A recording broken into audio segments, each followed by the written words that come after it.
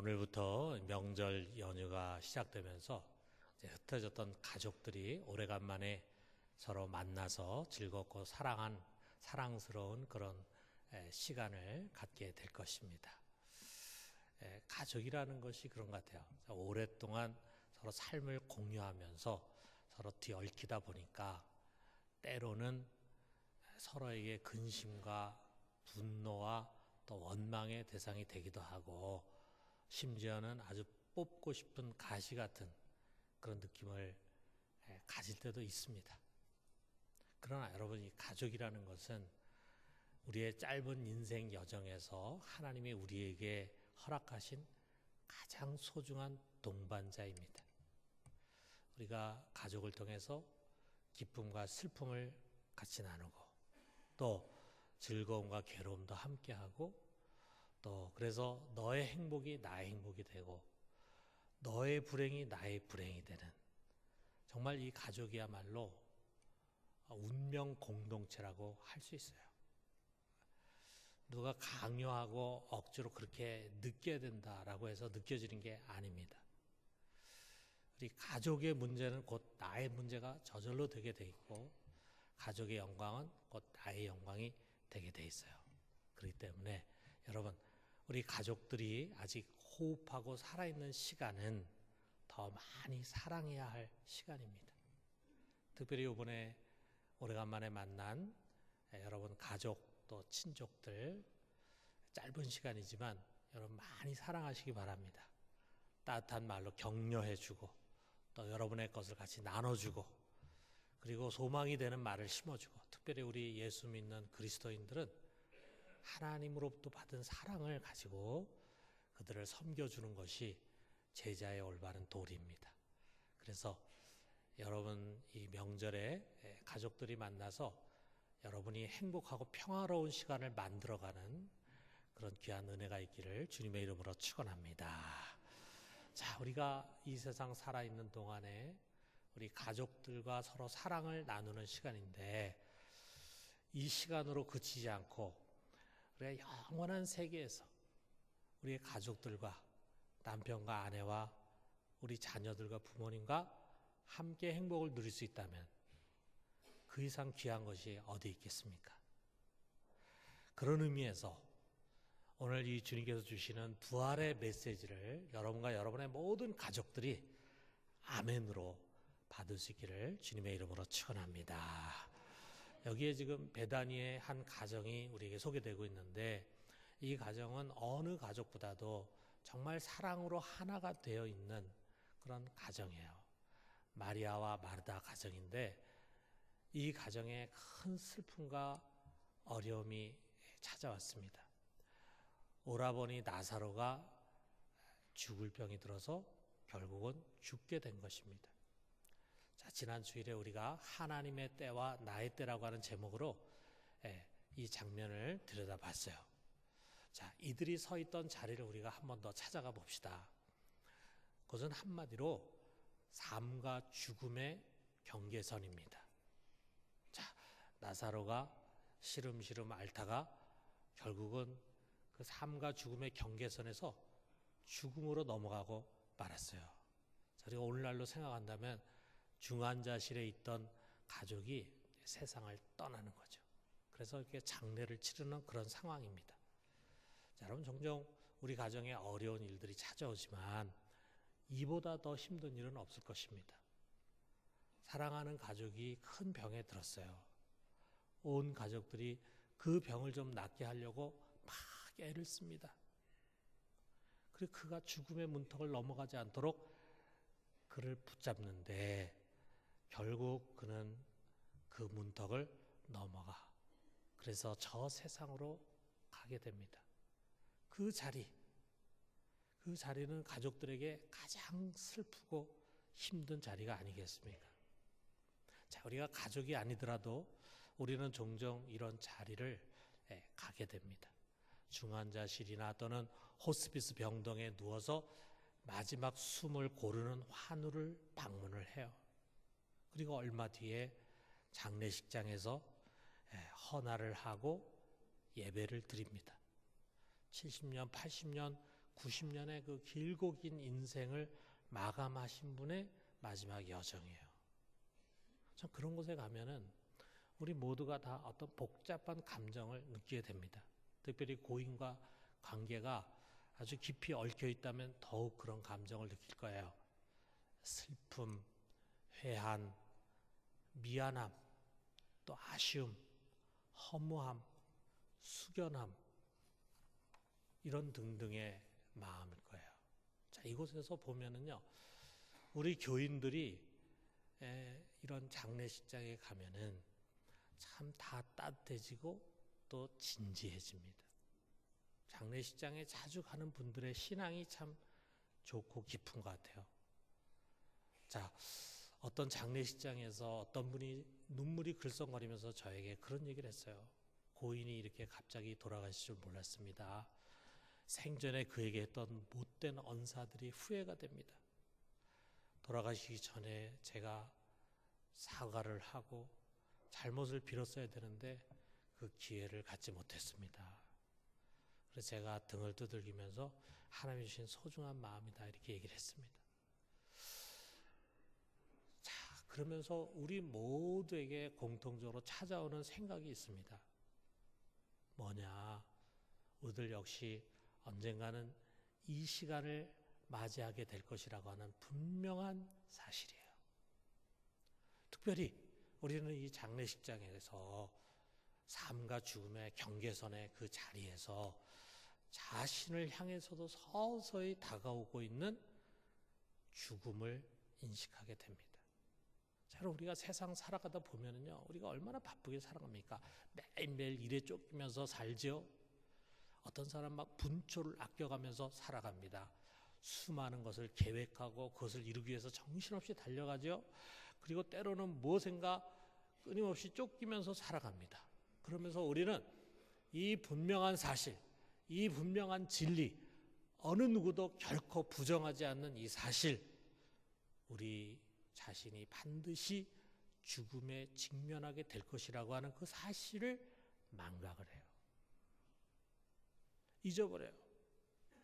자, 그러다가 이렇게 삶과 죽음의 경계선의 자리에 가게 될 때 이것이 다시 깨우쳐지는 거예요. 자, 그렇기 때문에 여러분, 우리가 장례식장 가는 게 좋은 겁니다. 우리 잔치집 가는 걸 좋아하고 초상집 가는 거를 싫어하는 분들이 있을지 모르는데, 자, 그런 분들에게 우리 전도서 7장 2절이 이런 지혜를 가르쳐줘요. 초상집에 가는 것이 잔치집에 가는 것보다 나으니 모든 사람의 끝이 이와 같이 됨이라. 산 자는 이것을 그의 마음에 들지어다. 지금 살아있는 자들아, 너희도 언젠가는 이와 같은 끝을 갖게 된다는 사실을 제발 기억해라. 자, 그것을 위해서 초상집, 장례식장에 가는 것이 잔치집에 가는 것보다 낫다. 여러분, 우리가 세상에서 살아가다 보면은요, 정말 필요하고 꼭 해야 하는 일들이 많이 있죠. 중요하다고 여기는 시간들이 많이 있겠죠. 그렇지만 한평생 살아온 생명이 소멸되는 그 시간보다 중요한 시간이 있겠습니까? 이 시간보다 더 진지하고 더 간절하고 또 두렵고 또 슬픈 시간이 있겠습니까? 저는 종종 우리 교인들이 요청하면은 임종 예배를 가서 드려줘요. 근데 우리 교인들도 이제 장례를 많이 치르는데 의외로 임종 예배를 부탁하는 가정이 많지가 않아요. 제가 어떨 때는 좀 안타까운 마음을 가질 때가 있어요. 아, 저 가정 이제 임종 예배를 좀 드렸으면 좋겠다. 자, 임종 예배라는 것은 이제 가족들을 같이 모아놓고 마지막으로 드리는 예배잖아요. 그런데 왜 그 예배를 못 드리냐면은 이미 고인이 이제 이 환자가 더 이상 살 수 있는 가망성이 없는데도 불구하고 그 얘기를 못 해주는 거예요. 그 사람이 이렇게 믿음이 좋아요. 부활의 확신도 있어요. 그런데 이제 죽게 될 것이라는 얘기를 못 해주는 거예요. 제가 그럽니다. 제발 얘기를 해 주십시오. 그분이 이 세상에 태어나서 소중한 인생을 살고 이제 마지막 그 인생을 정리하는데 그분에게 기회를 줘야 되지 않습니까? 가족들을 모아놓고 함께 예배드리면서 하나님께 감사하고, 나에게 이처럼 귀한 인생을 허락하신 하나님 감사합니다. 또 이제 저에게는 분명히 영원한 세계가 준비되어 있을 것을 믿습니다. 신앙 고백도 하고, 또 거기에 있는 가족들에게 하고 싶은 말이 있지 않겠어요? 고마웠다라고 말할 수도 있겠고, 미안하다, 내가 잘못했다, 이런 이야기를 한다는 것이 얼마나 중요합니까? 그래서 자기의 마지막 순간을 이렇게 정리할 수 있는 시간을 줘야 되는데, 그렇게 믿음이 좋은 가정인데도 그 얘기를 못해요. 이미 치료도 다 끝났고 더 이상 살 수 있는 가망성이 없는데, 여러분 자녀에 꼭 이야기하십시오. 내가 더 이상 치료받을 가망성이 없고 내가 이제 죽게 된다고 할 때는 꼭 나한테 얘기해라. 꼭 나한테 얘기해서 나 목사님 모셔서 우리 가족들과 함께 마지막 예배를 나는 꼭 드리고 싶다. 최근에 제가 이제 어떤 분의 임종 예배를 드렸습니다. 근데 임종 예배를 들어가면서 저는 그분의 살아온 삶을 생각을 했어요. 그리고 저와 맺어졌던 소중한 시간도 생각을 해봤어요. 여러분, 한 인생이라는 것이 얼마나 정말 소중한 것입니까? 그 사람이 평탄한 길을 걸어왔건, 아니면 가시밭길 굴곡진 삶을 살아왔건, 또 원하는 것을 이루고 풍족하게 살았건, 아니면 많은 실패 가운데서 궁핍하게 살았건, 연수가 다 해서 장수하며 살았건, 아니면 젊은 나이 요절을 했건, 우리 각 사람의 인생은 이 세상의 무엇과도 비교할 수 없는 소중한 것입니다. 그렇기 때문에 여러분, 사람의 생명보다 중요한 것이 없습니다. 그것은 재물보다도 신분이나 업적보다도 명예보다도 소중한 것입니다.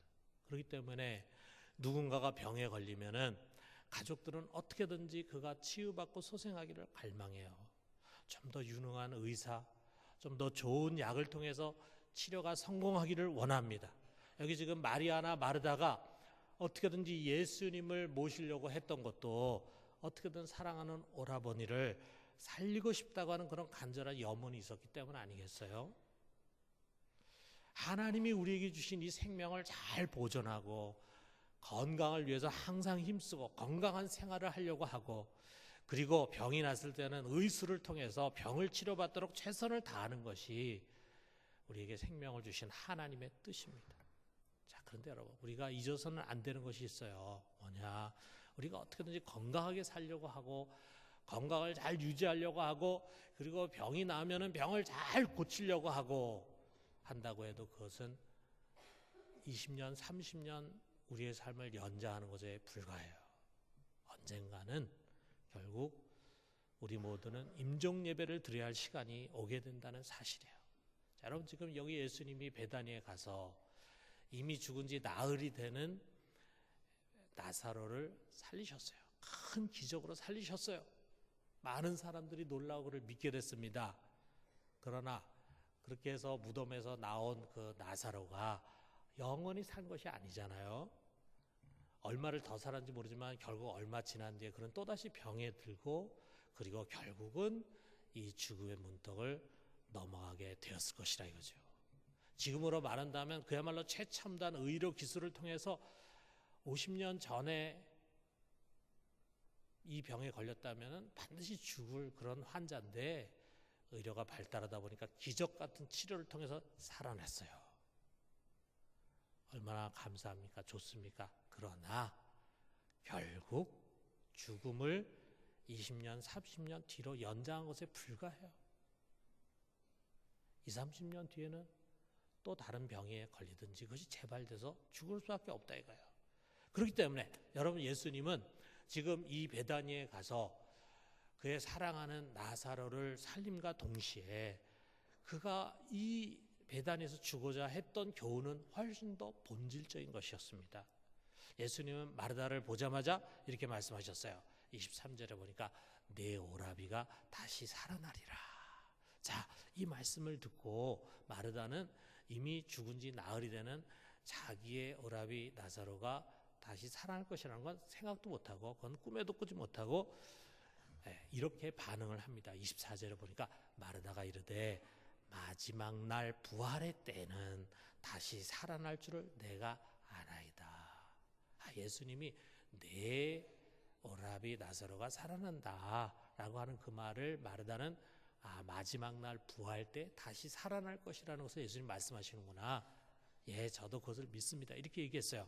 자, 이 말에 주님은 아니 지금 내가 그를 살릴 거야 이렇게 말씀하지 않고 도리어 마리아가 말한 그 마지막 날 부활에 관한 중요한 메시지를 선포하시는 거예요. 자, 이게 25절에서 26절 우리가 너무나 잘 아는 이 말씀 우리 같이 한번 읽어봅시다. 예수께서 이르시되 나는 부활이요 생명이니 나를 믿는 자는 죽어도 살겠고 무릇 살아서 나를 믿는 자는 영원히 죽지 아니하리니 이것을 내가 믿느냐. 이것은 우리가 주로 부활절이나 또는 장례식장에서 많이 듣는 말씀이지만 사실 이 말씀은요 언제 어디서나 들어야 할 복음의 핵심입니다. 자, 이 말씀 속에서 우리는 요한복음 강의를 그동안 쭉 하면서 반복해서 나오는 예수님의 독특한 용법 있잖아요. 나는 뭐뭇이다 라고 하는 걸 또 사용합니다. 나는 빛이다. 나는 생명의 떡이다. 나는 길이요 진리요 생명이다 말씀하시는데 여기서는 나는 부활이요 생명이다 말씀하시죠. 여러분 이런 말씀은 우리 사람이 할 수 있는 말씀이 아니에요. 이런 말씀을 누군가가 하면은 그건 큰일 날 이야기입니다. 자, 그런데 이 말씀 뭐냐면 예수님이 생명의 주권자 곧 하나님 되신 것을 간접적으로 표현하는 말씀이에요. 예수님은 생명 자체입니다. 그리고 그 생명은 죽어서 없어지는 생명이 아니고 영원히 사는 생명일 뿐만 아니라 죽은 자를 살리는 부활의 권능을 담고 있는 생명이에요. 그렇기 때문에 말씀하십니다. 25절 하반절 보니까 나를 믿는 자는 죽어도 살겠고.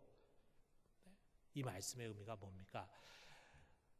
우리 사람이 한 번 죽는 것은 정해진 거예요. 이 세상에 태어난 모든 육체를 가진 사람은 반드시 죽게 돼 있어요. 그렇기 때문에 예수를 믿은 사람도 반드시 죽습니다. 그러나 부활이요 생명이 되신 그분을 믿는 자는 죽지만 죽어도 주께서 다시 그를 살리실 것이다. 다시 부활하게 될 것이다 라는 말씀이에요. 아울러서 그 다음 말씀 26절이 무엇입니까? 무릇 살아서 나를 믿는 자는 영원히 죽지 아니하리니.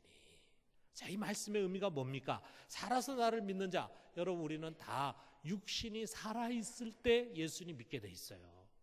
육신이 살아있을 때, 우리가 죽은 다음에는 예수님 믿을 수가 없습니다. 기회를 잃어버려.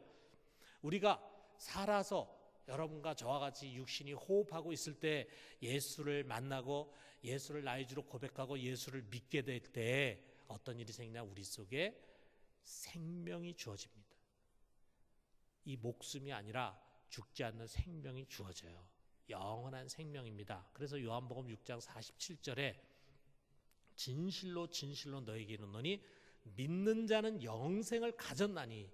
믿게 되면 영원한 생명을 가질 것이다. 미래형이 아니라 믿는 자는 이미 그 속에 영생을 가졌다. 완료형이에요.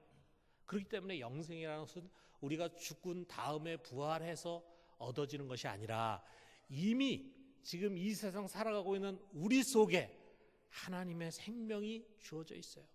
그 생명은 없어지지 않는 생명이에요. 그렇기 때문에 살아서 예수를 믿는 사람은 영원히 죽지 않게 되는 것입니다. 그 영생을 담은 우리의 영은요 결코 죽지 않아요.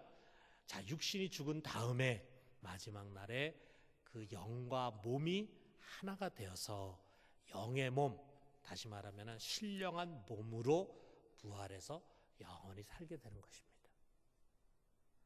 주님은 이 소중한 말씀을 주신 다음에 그것으로 끝나는 게 아니에요. 마르다에게 질문하십니다. 26절 하반절에 보니까 이것을 내가 믿느냐? 너 이거 믿냐?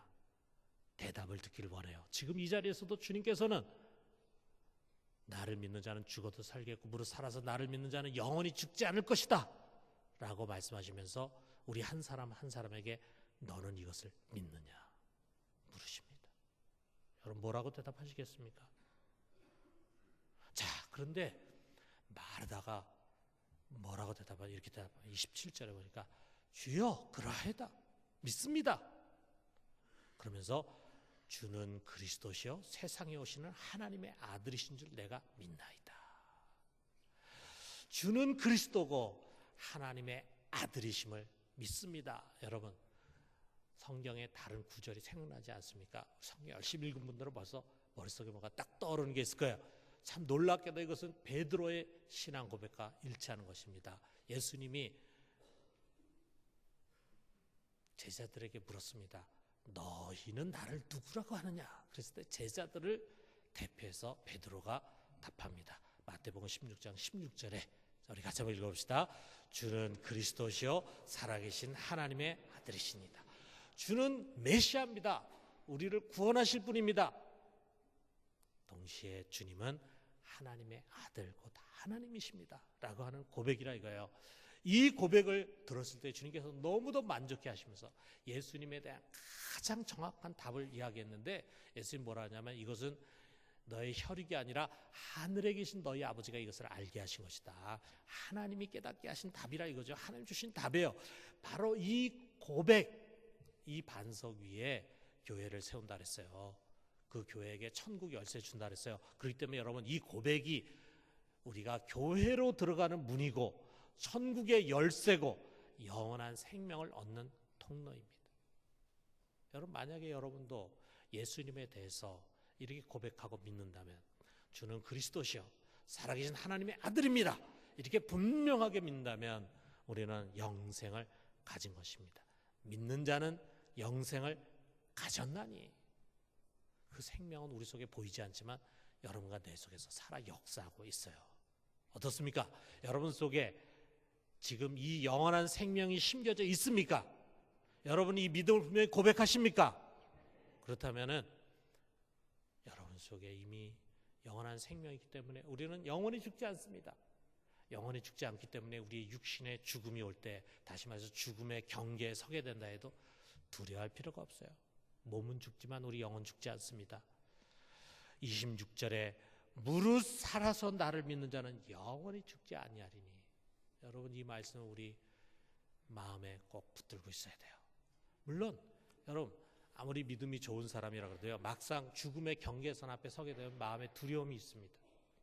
보네퍼라고 하는 유명한 신학자가 있는데, 그가 옥중에서 이제 사형당하기 바로 전에 나는 무엇이라고 하는 제목으로 쓴 글이 있어요. 거기에 보면은 사람들은 내가 믿음이 좋은 목사라고 생각하지만 내 속에도 두려움이 있다. 죽음을 앞에 두고 자기 속에 알게 모르게 있는 두려움을 솔직하게 고백합니다. 근데 여러분, 우리 모두가 다 마찬가지일 거예요. 여러분이나 저나 막상 죽음 앞에 가까이 가게 될 때 우리 속에 두려운 마음이 생깁니다. 그것은 지옥을 갈지도 모른다는 그런 공포가 아니에요. 그게 어떤 감정이냐면, 여러분 청룡열차 타보신 분들 있을 거예요. 우리 젊은 분들은 뭐 다 타봤겠죠. 나이 드신 분들은 혹시라도 심장마비 일으킬까 봐 안 타봤겠지만, 자, 청룡열차 타보신 분들은 여러분, 청룡열차 탈 때 어느 때가 제일 두려움이 생깁니까? 일단 막 엎어지고 그 다음에 롤러코스터 할 때는 정신이 하나도 없어요. 그때 뭐 두려운 마음이고 뭐가 없고, 근데 진짜 두려운 마음이 생길 때가 언제냐면요, 딱 청룡열차가 출발해가지고 높은 곳으로 올라갑니다. 올라갈 때 또 조용히 올라가면 좋은데 척척척척 이런 소리를 내면서 올라가는데, 야, 저 끝에 올라간 다음에 이제 그 다음부터 이제 곤두박질 치는 거죠. 그런데 그 끝에 올라가는, 서서히 올라가고 가까이 왔을 때 이상하게 두려움이 있어요. 그 두려움은 내가 혹시 이러다 죽지 않을까 하는 그런 두려움이 아니에요. 안전장치가 잘 돼 있어요. 죽지 않습니다. 그런데도 불구하고 우리 속에 뭔가 그런 두려움이 있다 이거죠. 자, 믿는 사람이 죽음 앞에 직면할 때 갖는 두려움은 그냥 그런 것에 불과합니다. 죽음 저편의 세계에 들어가는 두려움이에요. 전혀 한 번도 가보지 않은 그런 낯선 세계에 들어갈 때 두려움. 자, 그런데 우리가 그런 두려움을 가질 때, 우리가 사망의 음침한 골짜기를 지났지라도 두려워하지 않는 것은 주께서 나와 함께 하심이라. 그때 아무도 우리가 같이 오지 못해요. 우리의 자녀들도, 우리의 남편도, 아내도 같이 오지 못하지만 나와 함께 하시는 주 예수의 이름으로 오신 성령께서 우리를 붙들어 주시고 그 두려움을 이겨내게 하십니다. 그러니까 여러분, 죽음을 앞둔 분들 위해서는요, 우리가 옆에 찬송가 불러주고 믿음의 이야기를 해주고 소망의 이야기를 해주고 같이 예배 드려주는 게 얼마나 중요한지 몰라요. 그래서 사람이 늙으면 다 마음이 약해지지 않습니까? 더더구나 죽음 앞에서는 그런 두려움을 가질 수 있다 이거죠. 그럴 때 우리가 찬송을 불러주면서 그에게 당신은 곧 천국에 들어가게 될 거다, 아무것도 두려워하지 말라라고 하는 것을 격려해 주는 것이 필요하다 이거예요. 그런데 여러분, 만약에 부활이요 생명이신 예수 그리스도에 대한 믿음이 없다면, 그래서 그 속에 영원한 생명이 없다면 여러분에게 그 시간은 공포의 시간이 될 것입니다. 그것은 죽음 넘어, 죽음의 휘장 넘어 영원한 어둠에 대한 공포예요. 여러분, 그 시간은요, 그 누구도 그 무엇도 그 밀려오는 두려움을 막을 수가 없어요. 여러분, 절대로 여러분에게 그것이 공포의 시간이 되지 않기를 바랍니다. 그러기 위해서는 여러분이 지금 이 예수님의 생명을 받아야 돼요. 여러분, 예수님은요, 나사로를 살리기 위해서 애통하고 그리고 갈망하는 이 두 자매에게 응답하시면서 여러분 이미 죽은 그를 살려내셨잖아요. 그러나 여러분 명심해야 합니다. 예수 그리스도는 이것을 위해서 오신 것이 아니에요. 우리 생명을 그냥 몇십 년 연장하기 위해서 오신 것이 아니에요. 그는 우리로 하여금 영원히 살게 하기 위해서 오신 것입니다. 여러분, 예수님 오셔가지고 얼마나 많은 병자들을 고쳤습니까? 그러나 그런 병자를 고쳐서 건강하게 해주고 죽은 자를 무덤에서 살리게 하기 위해서 오신 것이 아니에요. 그것은 일시적인 것에 불과해요. 그가 우리에게 오신 것은 우리 영원한 생명 주기 위해서, 그래서 그가 하신 가장 중요한 일은 십자가에 못 박혀서 우리를 위한 대속의 죽음을 죽으신 거예요. 그것을 통해서 우리의 죄를 없이 하시고 우리로 하여금 영원한 생명을 얻게 하신 것입니다. 여러분, 여기에 마리아와 마르다처럼 우리 역시 살아가다 보면은 하나님께 간절히 매달려서 응답을 받고 구원받고 싶은 것들이 많이 있죠. 그래서 하나님 앞에 부르짖고 기도할 때 하나님 우리를 불쌍히 여겨서 응답해 주시고 구원해 주시고 피할 길을 열어주시고 우리를 축복해 주십니다. 여기에 죽은 나사로에게 하신 것처럼 말해요. 그러나 여러분, 주님이 정말 주시고자 하는 가장 중요한 것이 무엇인지를 잊어서는 안 됩니다. 그것은 바로 이것이에요. 살아서 예수를 믿어 죽어도 다시 사는 것이고 영원히 죽지 않는 것, 이것입니다. 여러분에게 이것이 준비되어 있습니까? 누구에게나 반드시 오게 될 그 마지막 날, 여러분과 저의 모습은 어떠하겠습니까? 여러분, 우리가 이 요한복음 강의를 하면서 이 설교 강단에서 이 질문을 계속해서 던지지만 우리 중에 보면은 바위덩어리 같은 사람들이 있어요. 여전히 지금 사는 문제가 급하다고 생각해. 여전히 그러한 것들을 내일로 미룹니다. 그리고 여전히 자신에게는 그런 날이 오지 않을 것처럼 무감각해요. 아직 이 중요한 것이 준비되어 있지 못한 사람입니다. 단언컨대 여러분, 죽어도 살겠고라고 하는 말씀대로 죽은 뒤에 우리가 부활하지 못한다면 우리는 정말 실패한 인생입니다. 이 세상에서 얼마나 많이 벌었건, 얼마나 많이 출세했건, 얼마나 부귀영화를 누렸건, 아니 얼마나 자식을 잘 키워서 자식이 성공을 했건, 여러분 죽음 앞에서는 다 헛된 것입니다. 자, 여러분, 가족이 부모님이 돌아가셨을 때 입관하는 것을 기억하시죠? 자, 어떻게 입관합니까? 입었던 옷을 다 벗기죠. 물론 그 이전에 벌써 시신을 다 옷을 벗기고 있지만 입었던 옷을 다 벗기고 그 다음에 수의를 입힙니다.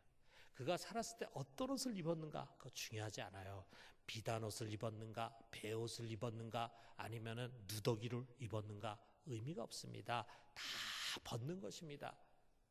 그리고 오직 예수 그리스도로 옷 입었는가, 이것만이 중요하다 이거예요. 사랑하는 성도 여러분, 부활이요 생명이신 예수 그리스도를 꼭 믿으십시오. 그리스도시요 하나님의 아들이신 예수를 믿으십시오. 그리하여 영원한 생명을 얻고 마지막 날 이 부활의 영광에 참여합시다. 나뿐만이 아니라 우리 가족 모두가 다 이 생명의 축복을 누릴 수 있게 되기를 주님의 이름으로 축원합니다.